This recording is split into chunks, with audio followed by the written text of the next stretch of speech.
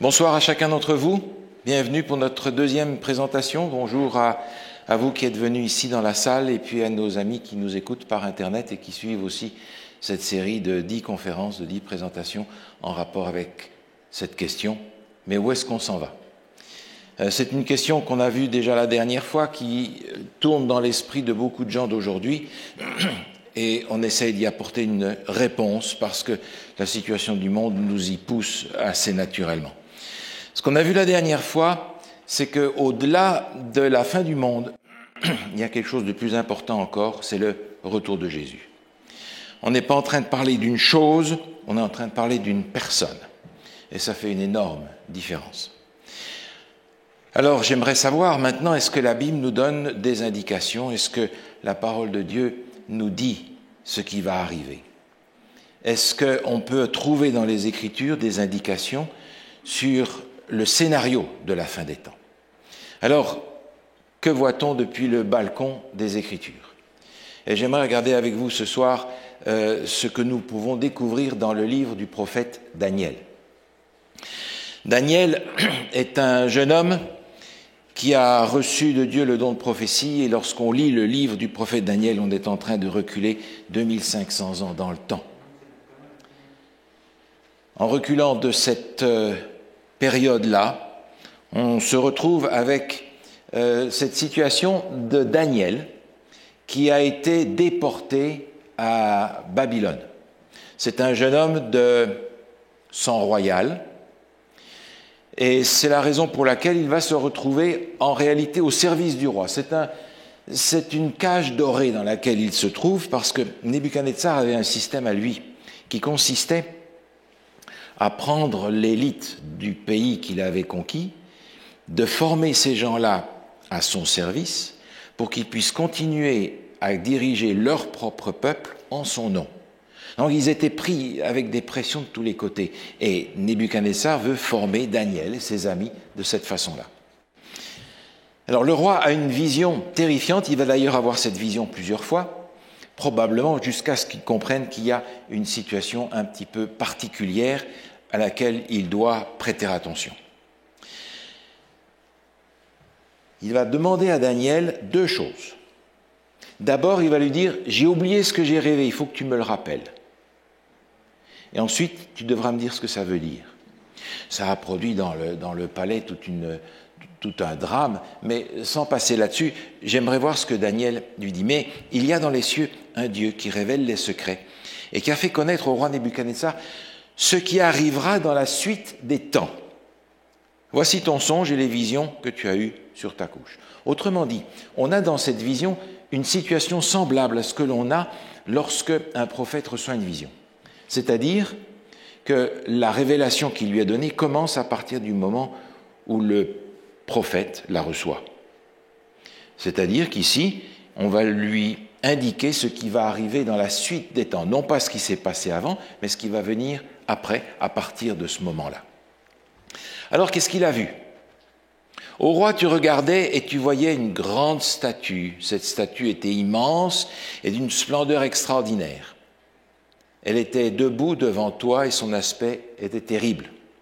La tête de cette statue était d'or pur, sa poitrine et ses bras étaient d'argent, son ventre et ses cuisses étaient d'airain, ses jambes de fer, ses pieds en partie de fer et en partie d'argile. On a donc une statue en plusieurs morceaux. Une statue bizarre, une statue symbolique, un colosse aux pieds d'argile en réalité, parce que vous voyez qu'il y a une dégradation par rapport à la valeur des métaux qui sont ici présentés. Ça commence avec l'or, ça finit avec de la terre, avec de l'argile, avec du fer. Mais la vision n'est pas finie. Continue en disant, tu regardais lorsqu'une pierre se détacha sans le secours d'aucune main, frappa les pieds de fer et d'argile de la statue et les mit en pièces. Alors le fer, l'argile, l'airain, l'argent et l'or furent brisés ensemble et devinrent comme de la balle qui s'échappe du nerf en été. Le vent les emporta et nulle trace n'en fut retrouvée. Mais la pierre qui avait frappé la statue devint une grande montagne et remplit toute la terre. Plusieurs choses sont à noter dans ce texte. La première chose, c'est que il y a une pierre et la vision ne s'arrête pas avec la description de ces métaux qui vont en dégradant. La vision continue, il y a une pierre qui vient, sans le secours d'aucune main, une expression biblique pour indiquer l'action divine, et qui va détruire tous ces royaumes-là. Nulle trace n'en fut retrouvée. Ces royaumes-là vont être détruits. Une grande montagne va prendre la place.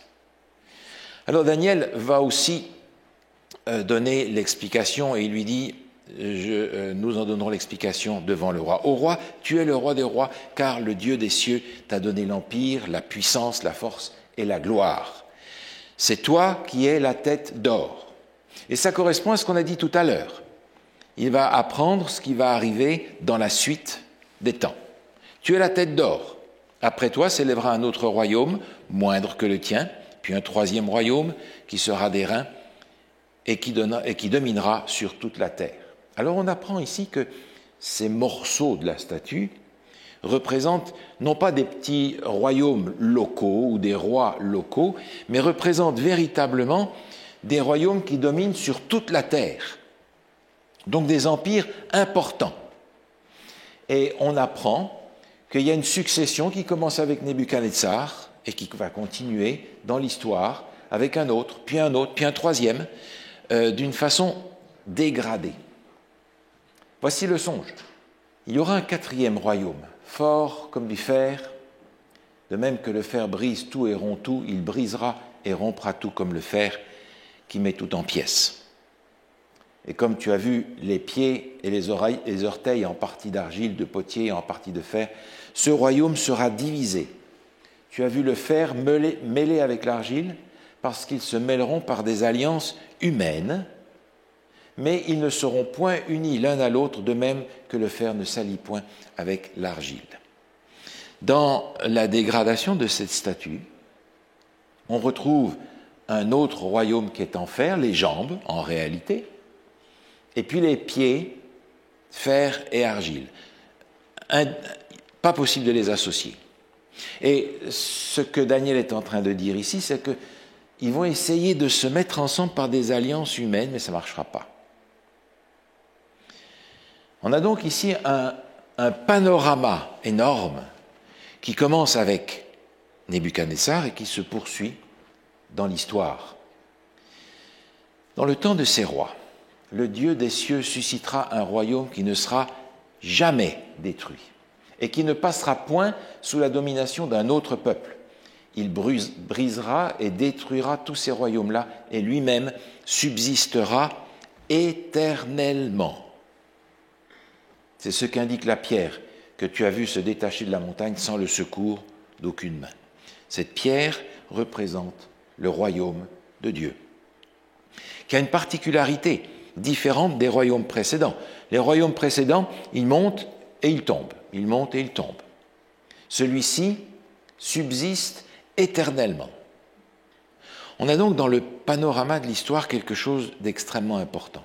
Nous sommes habitués à lire l'histoire et à apprendre la succession des peuples, etc., qui montent et qui descendent, qui disparaissent, qui apparaissent. Mais ici, on a quelque chose d'une autre nature. On a un royaume éternel, tout à fait différent. D'ailleurs, on a appris que lorsque ce royaume de Dieu va frapper le monde, tout ce qui est avant va être détruit et ne va pas ne laisser aucune trace. Cette prophétie de Daniel met déjà en évidence un fait, c'est que il ne va pas y avoir à la fin du monde un rebondissement dans quelque chose de différent. On est habitué à ça parce que les choses viennent, elles passent, les royaumes continuent, et puis ça recommence autrement. Et on se dit, ben, ça va faire la même chose. Vous avez probablement déjà entendu ces gens dire, quand ça va pas bien, oh, il faudrait une bonne guerre, et puis ça recommence. C'est pas de ça qu'on parle. On parle d'une destruction des royaumes terrestres et de l'installation d'un royaume qui est un royaume permanent, qui est celui de Dieu. C'est une autre nature. Par conséquent, ce panorama est extrêmement révélateur parce que l'histoire nous dit tout simplement qu'il en a été ainsi. Babylone est arrivée à son apogée autour des années 600, 606. C'est à ce moment-là que Nebuchadnezzar va d'ailleurs prendre Jérusalem. Et ce royaume de Babylone, qui est la tête d'or, va durer jusqu'en 539. Et ce qui est intéressant, c'est que Daniel lui-même, qui est à Babylone, prisonnier de guerre, va être témoin du passage de la tête d'or à la poitrine d'argent. Il sera vivant, il sera là. Il va voir la prise de Babylone par les armées médo-perses. Autrement dit, Daniel de son temps va commencer à voir la réalisation de cette prophétie. En 539, Babylone va être prise, et on parlera tout à l'heure un peu de la manière dont ça s'est fait, jusqu'en 331, le moment où les Grecs vont prendre les choses en main. Les guerres, par exemple, entre les Grecs et les Perses sont extrêmement intéressantes, parce que c'est véritablement du grand folklore. Les Perses étaient armés de la tête aux pieds. Il n'y avait aucun trou dans leur armure. Il n'y avait pas de faille dans la cuirasse. Le problème, c'est que quand ils tombaient par terre, ils ne pouvaient plus se relever. C'était tellement énorme. Par contre, les Grecs, ils arrivent en petite culotte courte avec une longue lance et ils partent à la guerre en courant. Alors, quand ils attrapent les armées perses dans le dos, il suffit simplement de pousser les soldats et puis c'est fini. Donc, on a dans ces conflits antiques des choses extrêmement intéressantes, et c'est ce qui se passe avec la guerre entre les Grecs et les Perses. Les Perses vont donc prendre, les Grecs vont prendre la relève des Perses en 331 jusqu'en 168, et là ce sont les Romains. 168, c'est le moment où la Grèce va être considérée comme une province romaine, et l'empire numéro 4, celui des Romains, va durer jusqu'en 476 de notre ère, le moment où Romulus va être déposé, dernier empereur, un empereur de paille, un empereur marionnette en réalité, parce que l'Empire romain est arrivé à son terme, et on a Odoacre, un roi Hérule, qui va s'établir roi de Rome, 476, que l'on considère historiquement comme la fin de l'Empire romain d'Occident. Et puis après, ça continue, parce qu'on arrive dans les pieds avec les 10 doigts de pied. Et les 10 doigts de pied sont en réalité la décomposition de l'Empire romain dans toutes ces 10 parties des peuples qui ont été conquis et qui vont reprendre peu à peu leur indépendance, de manière à constituer ce que l'on connaît aujourd'hui comme étant l'Europe occidentale. Maintenant, l'histoire est intéressante parce qu'elle nous rapporte les détails de cette affaire. Le cylindre de Cyrus, par exemple, qui a été découvert à Babylone en 1879, est un texte où, comme c'était l'habitude, les rois racontent leur victoire, leur grand succès, et en particulier, ils racontent comment il a pris Babylone. Et la prise de Babylone est tout à fait étrange. Et il raconte effectivement que lui, Cyrus, a renversé l'empire babylonien, qu'il a pris Babylone sans combattre, Babylone qui était réputée imprenable, et Cyrus va donner un édit de grâce au peuple hébreu pour permettre au peuple hébreu de retourner à Jérusalem. Il le mentionne lui-même dans ce document historique que l'on connaît. Le prophète Ésaïe, 200 ans avant Daniel, a écrit ceci. « Je confirme la parole de mon serviteur et j'accomplis ce que prédisent mes envoyés. Je dis à Jérusalem, elle sera habitée, et des villes de Juda, elles seront rebâties, et je relèverai leurs ruines. Je dis à l'abîme, dessèche-toi, je tarirai tes fleuves. Je dis de Cyrus, il est mon berger, il accomplira toute ma volonté. Il dira de Jérusalem qu'elle soit rebâtie et du temple qu'il soit fondé. » 200 ans avant Daniel. Alors, je vous invite à imaginer un instant. Daniel est à Babylone.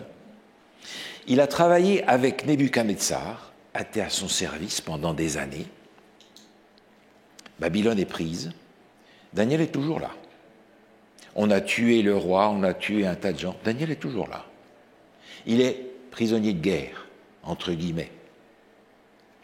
Et il est de nouveau au service de Cyrus. Et probablement qu'un jour, Daniel a pris le rouleau du prophète Ésaïe. Il a dit, écoute, j'ai quelque chose à te lire dans un de nos prophètes, le prophète Ésaïe. Et le prophète Ésaïe, il y a 200 ans. Et il lui a lu ça. Comme le reste de ce chapitre et d'un autre chapitre où il est question de Cyrus, au chapitre 45 aussi. Et Daniel a eu beau jeu de lui dire, regarde, il y a 200 ans, Dieu a parlé au prophète Ésaïe et il lui a donné ton nom. Et derrière ton nom, il y a un message. Et derrière ce message, il y a une mission. Et cette mission, c'est toi qui vas l'accomplir. Vous imaginez la tête de Cyrus, qui découvre que dans les prophètes hébreux, il y a une révélation qui parle de lui et qui dit ce qu'il va faire. Et qui dit ce qu'il doit faire. Permettre aux Hébreux de reconstruire, en particulier, le temple de Jérusalem, qui a été détruit par Nebuchadnezzar. Je ne sais pas si vous imaginez ce que ça représente pour cet homme qui est en train de dire, mais tout d'un coup, 200 ans avant que j'existe, voilà ce que Dieu a dit à mon sujet. Et je pense qu'il en est aussi il en est de même pour nous. Bien avant notre existence, Dieu avait un plan pour chacun d'entre nous. Un plan qui nous invite à remplir parce que c'est un plan d'amour, un plan de succès, un plan de prospérité, comme il le dit par le prophète Jérémie. Si Dieu a des plans pour les rois, il a aussi des plans pour les gens comme nous. Parce que Jésus est mort, pas pour les rois ou pour une tribu du monde. Dieu a tant aimé le monde. Et c'est pour le monde qu'il a donné son Fils unique. Donc Dieu a des plans pour nous. Il a des plans pour chacun d'entre nous. Et par conséquent, j'ai le souci pour moi de savoir qu'est-ce que Dieu a comme plan pour moi. Qu'est-ce que Dieu a prévu que je fasse. Et qu'il soit à sa gloire, qu'il soit extraordinaire parce que c'est lui qui l'a prévu. Ce sera sûrement mieux que les plans que moi je pourrais faire pour ma prospérité ou pour ma gloire à moi, finalement. Pourquoi est-ce que nous connaissons Cyrus? En particulier dans les Écritures, parce qu'il a rempli le rôle que Dieu lui avait donné. Alors, comment s'est passée la prise de Babylone? Une histoire incroyable. Babylone était réputée comme imprenable. Et elle était tellement imprenable que c'était devenu une réputation, une légende. Quand Cyrus est venu faire le siège, ça a duré un moment, et à l'intérieur de la ville, il y avait de quoi se nourrir, il y avait de l'eau, il y avait tout ce qu'il fallait. Donc de l'intérieur, on disait, écoute, fais le siège, nous on continue à vivre tranquille, hein, pas de problème. Seulement Cyrus et Darius, son général qu'il avait envoyé, en ont eu assez de faire le siège pour rien. Alors Darius a eu une idée géniale. L'Euphrate traversait la ville de Babylone. Il a décidé de mettre ses soldats au travail. Ils ont détourné le cours du fleuve pour que l'eau ne rentre plus dans Babylone. Et de cette façon-là, le lit du fleuve était à sec. Et à cause de ça, la voie était ouverte. Ils sont rentrés dans la ville. Seulement dans la ville, ce jour-là, on faisait la fête, vous comprenez? On buvait parce que tout allait bien. On a appris tout à l'heure, et Cyrus l'a dit, qu'il a pris la ville sans combattre. En effet, non seulement on buvait au palais, mais on buvait dans toute la ville pour se réjouir que Babylone n'avait pas encore été prise. Par conséquent, les soldats de Darius qui sont rentrés n'avaient tout simplement qu'à ouvrir toutes grandes les portes pour que le gros de l'armée puisse rentrer et s'installer et prendre Babylone comme si de rien n'était. On a liquidé le petit roitelet qui était là, qui était le fils en fait du roi et qui se prenait pour ce qui n'était pas un jeune de 20 ans qui avait pris les choses en main à sa manière. Et c'est pourquoi la ville de Babylone est tombée d'une façon curieuse. Et Cyrus l'a mentionné, j'ai pris sans combattre. En effet, la prophétie l'avait dit. Le fleuve va être asséché. Et c'est par ce moyen-là que la ville a été prise. Et encore une fois, 200 ans avant que ça se fasse, Dieu l'avait révélé en disant c'est Cyrus qui va faire ça. Cyrus va aussi faire un édit permettant aux Hébreux de reconstruire le temple de Jérusalem en particulier, en 536. Alors, on fait le compte. 606, 536, ça fait 70 ans. Qu'est-ce que Jérémie a dit juste avant cette déportation?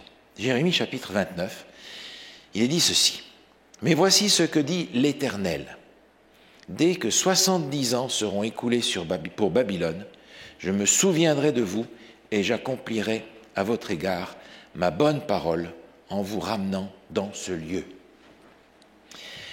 Autrement dit, ceux qui étaient déportés à Babylone ont commencé à compter 70 ans en se disant « ça va durer 70 ans.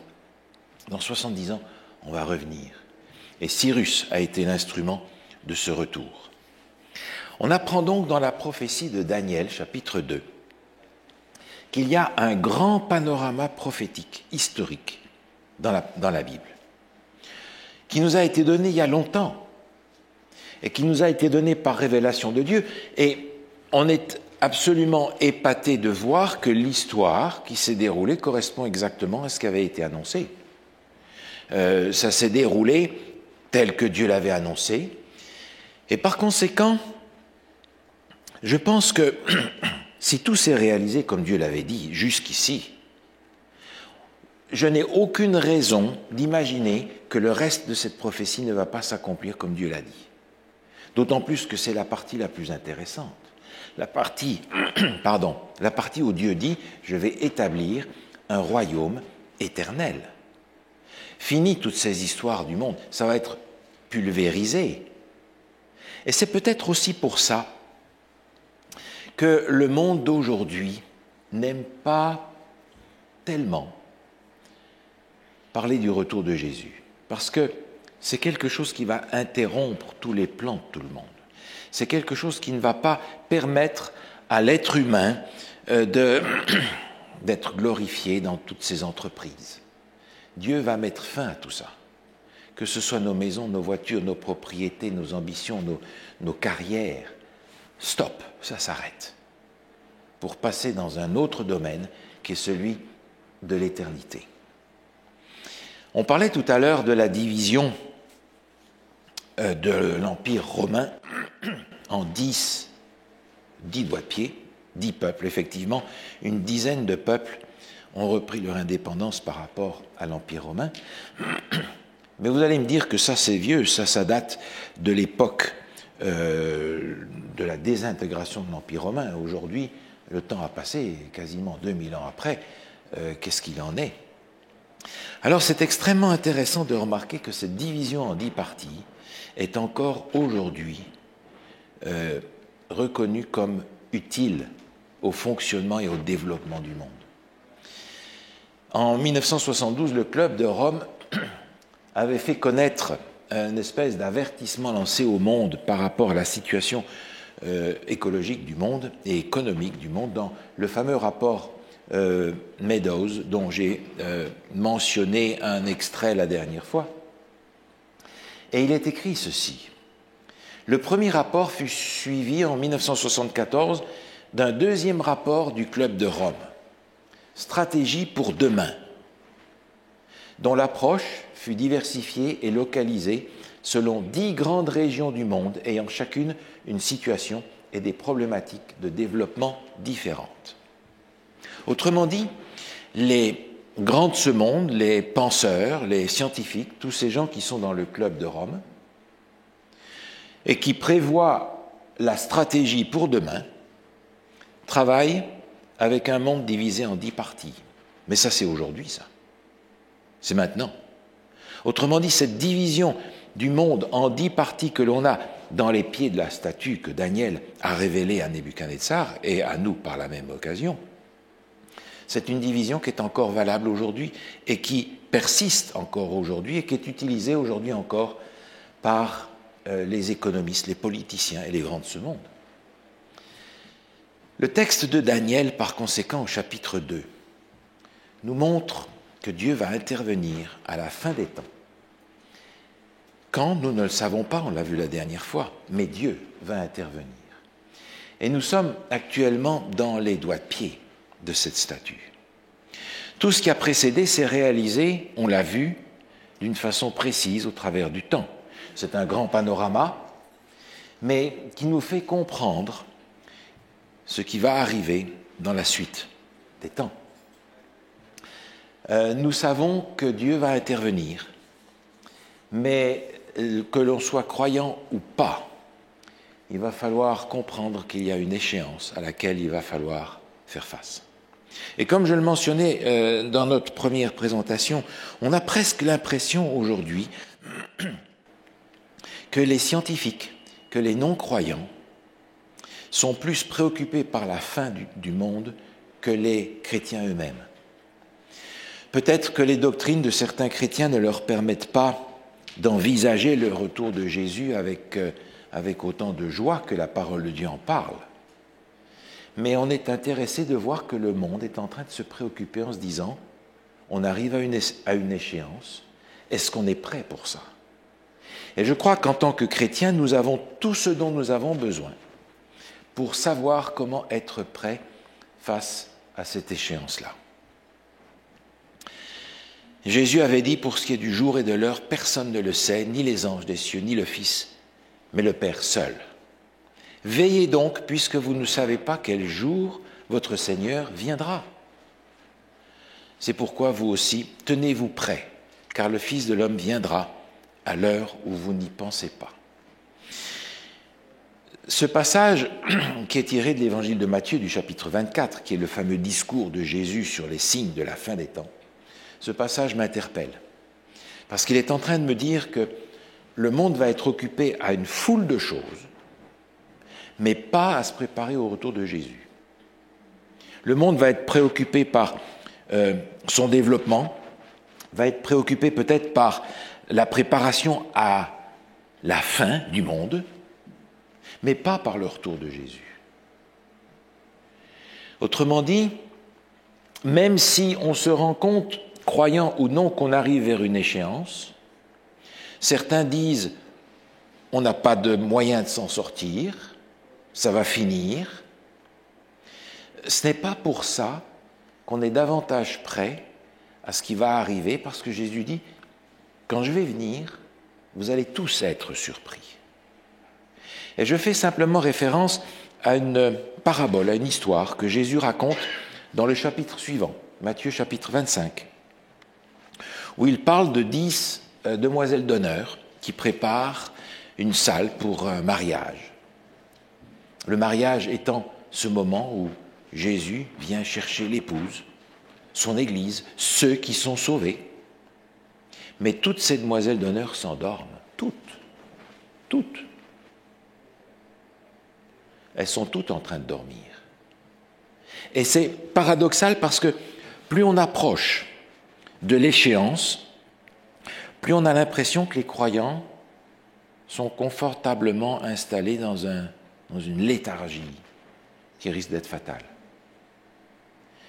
Dans une lettre que Jésus envoyait à une église et qui est rapportée dans le livre de l'Apocalypse,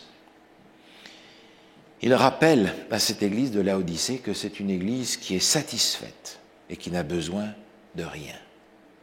Mais c'est la dernière. C'est celle qui a besoin de se préparer pour ça, de façon à ne pas être pris par surprise. Et si je regarde le temps, si je regarde les prophéties, j'ai l'impression que nous sommes dans le temps où cette lettre s'applique à nous. Est-ce que nous allons être pris par surprise?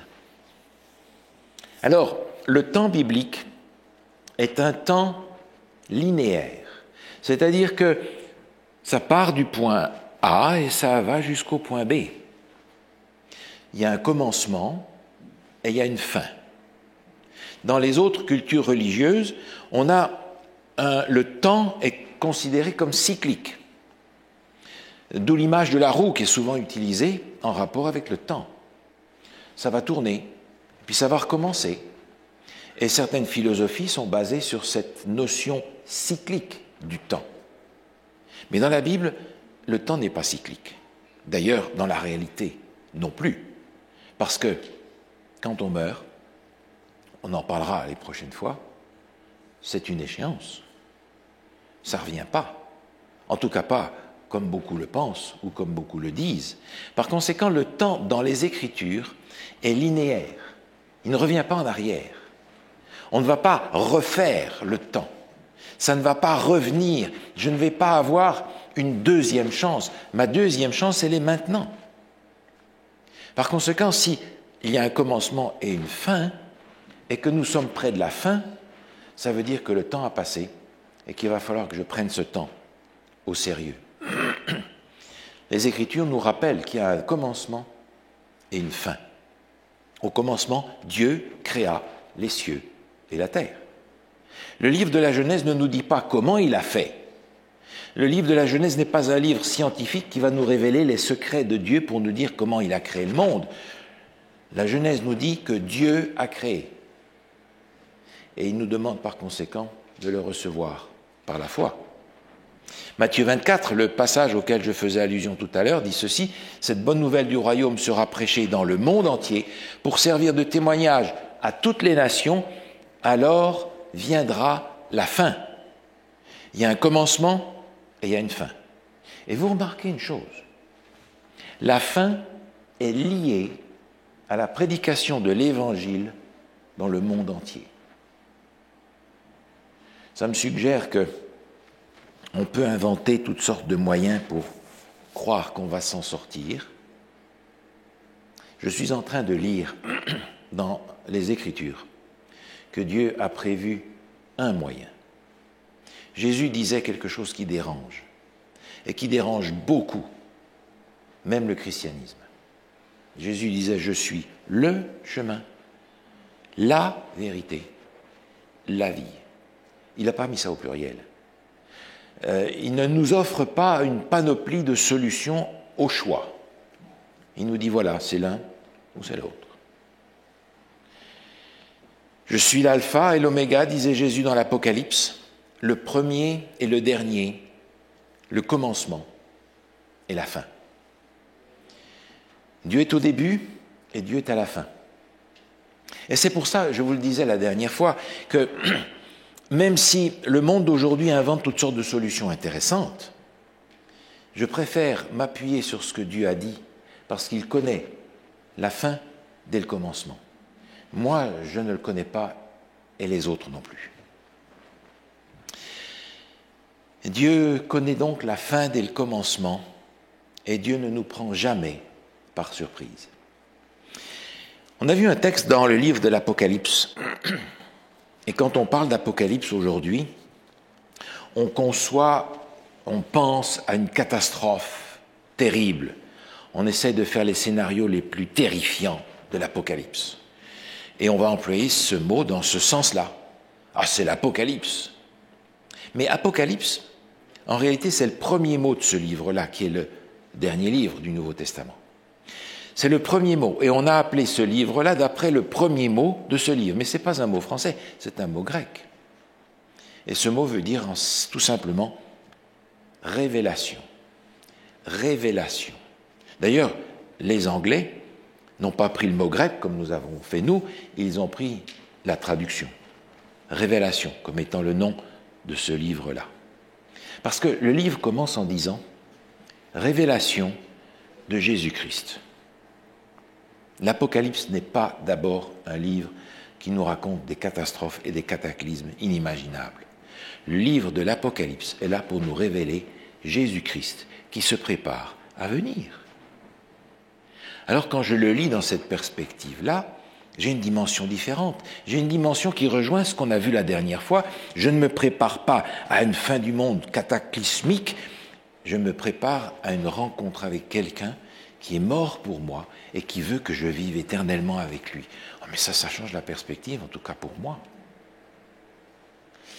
Dieu ne nous prend pas par surprise. Dans le livre d'Amos, au chapitre 3, au verset 7, il y a cette phrase qui nous dit exactement ce qu'il en est. Le Seigneur l'Éternel ne fait rien sans avoir révélé son secret à ses serviteurs, les prophètes. À qui Dieu se révèle-t-il ? À ses serviteurs, les prophètes. Pas à n'importe qui. Et lorsque j'ai la possibilité de lire ce que Dieu a révélé à ses serviteurs, les prophètes, je peux en bénéficier aussi. Par conséquent, Dieu ne va pas nous prendre par surprise. Et si nous sommes pris par surprise, c'est parce que nous n'aurons pas écouté ce que Dieu nous a dit et répété depuis des siècles et des millénaires concernant l'issue de ce monde. On a par conséquent tous les moyens nécessaires pour savoir.